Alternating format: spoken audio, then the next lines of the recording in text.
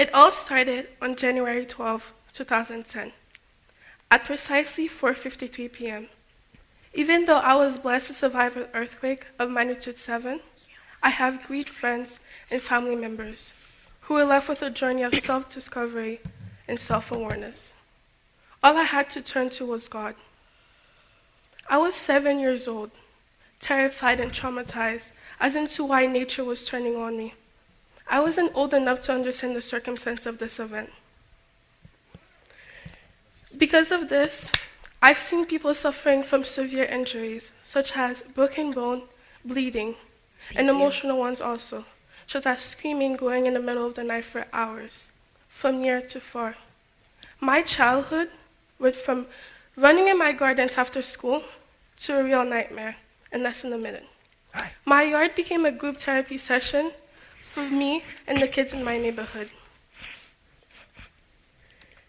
And the hardest part was my parents not being there for us, me and my siblings. We were left to fend for ourselves.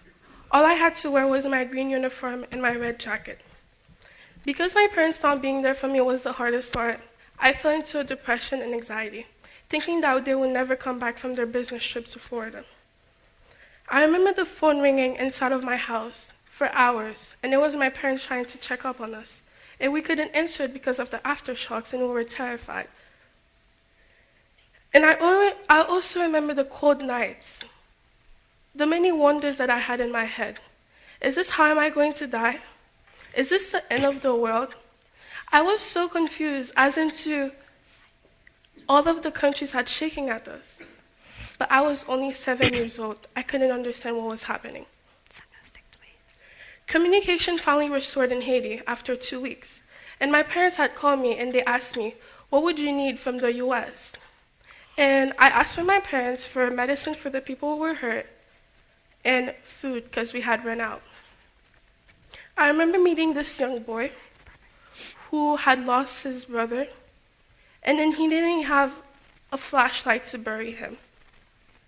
And eventually, we learned how to play, run, and even run when the aftershocks wouldn't stop. I remember hearing in the radio that President Clinton and many other celebrities were coming to Haiti with medication, clothes, everything that we would need to recover from the earthquake. And eventually I felt relief that we have hope and we will finally recover from this earthquake. And eventually I did leave Haiti after approximately 1 month after the earthquake happened. And when I finally reached the US, when I was on the plane, I couldn't stop thinking about my classmates. All of them survived. I still don't have an answer to that question to this day. It's fine, I don't care. And today, I want to use my voice to represent all of the 300,000 people who had died during the earthquake. Every single one of them. All of the Haitians and everybody who had lost somebody during that earthquake. And the questions that I had in my head during that hurricane ride, I was thinking, as a 7-year-old, why Haiti? Why us? What did we do to deserve this? How come in a 35-second spark, 330,000 people had lost their life? My mother had always told me that it's not because you're better you're alive, it's because you had gotten lucky.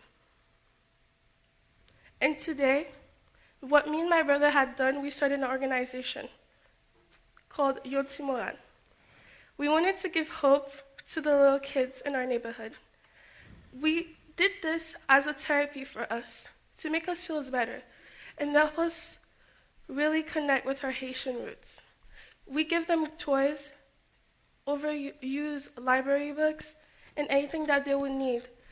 And we especially focus on orphans, and we wanted to give back to our community. What this for us made us felt like a relief. Because if you forget about yourself, helping others will make you feel better about yourself.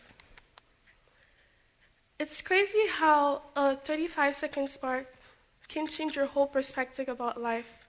Not just life, but also your landscape and your personality. This earthquake had helped me to become a more compassionate and understanding person for those who are in need. Thank you.